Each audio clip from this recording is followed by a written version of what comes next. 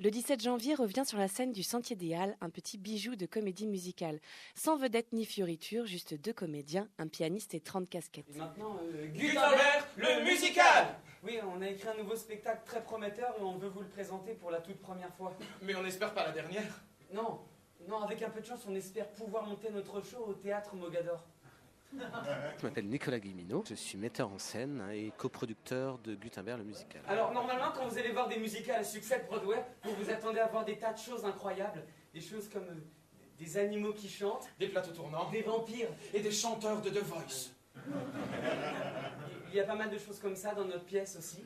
Mais vous allez devoir faire appel à votre imagination pour les voir.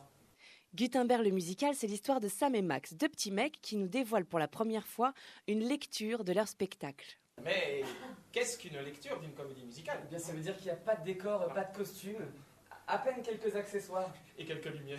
et pas de comédien. Non, juste Sam et moi.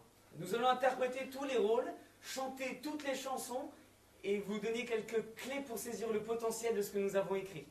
Alors il y a énormément de personnages dans notre spectacle. Comment est-ce qu'on fera la différence? Avec ces casquettes. Absolument! Un spectacle comme ça ne doit pas coûter très cher, me direz-vous.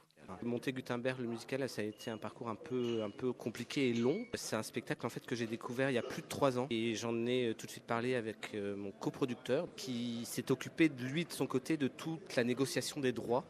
Et comme c'est une pièce donc adaptée de ce qu'on appelle un off-Broadway, c'était forcément un parcours un peu compliqué. Donc au départ, les agents des auteurs américains demandaient énormément d'argent, de 30 000 € de droits, plus des droits d'auteur derrière. Alors, comme certains d'entre vous le savent sans doute déjà, il y a parmi nous dans le public ce soir quelques producteurs de comédie musicale très influents. Pour tout vous dire, si vous ne connaissez pas la personne qui est assise à côté de vous, il y a de fortes chances pour que ce soit un producteur de comédie musicale. Alors, dites-lui de produire notre spectacle. Oui, s'il vous plaît. Sérieusement. Spectacle dans le spectacle, l'enthousiasme des personnages n'a de limite que la signature d'un contrat avec un producteur. Mais dans la réalité, comment ça se passe? Globalement, il y a un investissement de départ qui est autour de 30 000 €.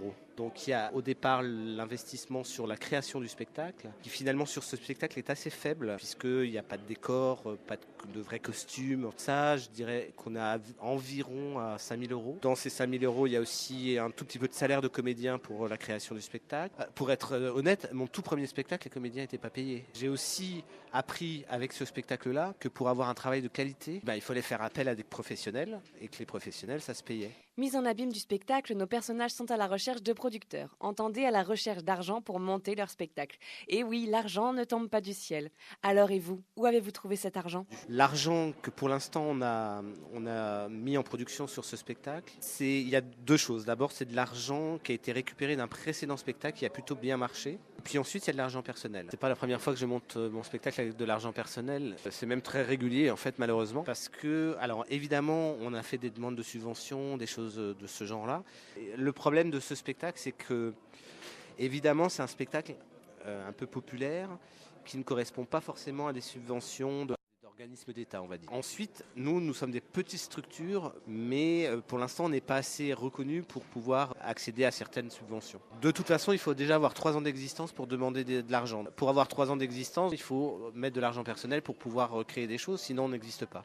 Moi, je reste convaincu que de toute façon, il faut faire des choses. Et Nicolas, alors, ce spectacle, il est rentable? Pour que le spectacle soit rentable, il faut qu'on arrive à récupérer l'investissement, mais assez faible finalement, qui a été mis en création, mais aussi l'investissement qui a été mis, et j'en ai peu parlé pour l'instant, mais en communication. Parce que finalement, c'est aussi ça qui coûte finalement presque le plus cher, c'est évidemment de faire parler du spectacle pour que les gens viennent. Ça, c'est un vrai investissement parce que là-dessus, on a pris un attaché de presse, on a de l'affichage, un peu d'affichage métro, avec nos faibles moyens, qui sont un peu justes du coup par rapport à ce qu'on voudrait faire du spectacle. C'est aussi ça qui fait que pour l'instant le spectacle n'est pas rentable à 100%. Il faut savoir une chose, c'est qu'il y a très peu de spectacles qui sont rentables sur Paris. Pour qu'un spectacle soit rentable, il faut réussir à le tourner, à faire de la tournée, qu'il y ait le plus de dates possible, le vendre en fait pour pouvoir récupérer de l'argent. Pour vendre un spectacle, c'est effectivement un des gros problèmes que nous rencontrons.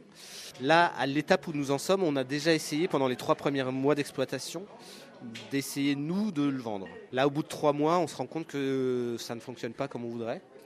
Donc là, l'étape suivante sur laquelle on est en train de travailler en ce moment, c'est de faire venir des chargés de diffusion. Après, encore une fois, vu l'économie du spectacle, on essaye de trouver des chargés de diffusion assez amoureux du spectacle pour pouvoir les rémunérer sur un pourcentage des dates vendues. Faut y croire pour qu'un rêve s'exauce. Saisis donc ta seule chance d'être une star. Demain commence ce soir.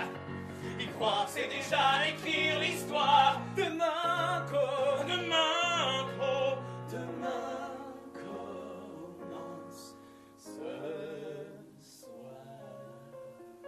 Très clairement, sur le travail de metteur en scène, pour l'instant, actuellement, je ne gagne pas ma vie. Même si j'ai fait des pièces où je touche des droits d'auteur, des choses comme ça, mais c'est très... Pour l'instant, ça ne suffit pas pour vivre, loin de là. Voilà, je fais un travail à côté, je suis premier assistant réalisateur au cinéma, et c'est ça qui me permet de pouvoir prendre le temps de faire du théâtre à côté, grâce à l'intermittence du spectacle. Tout problème a une solution alors.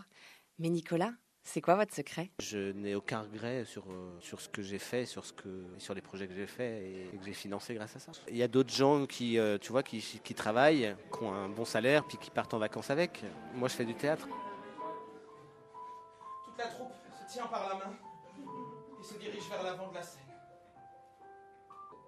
Parce que ce n'est pas la réussite qui importe. C'est le rêve.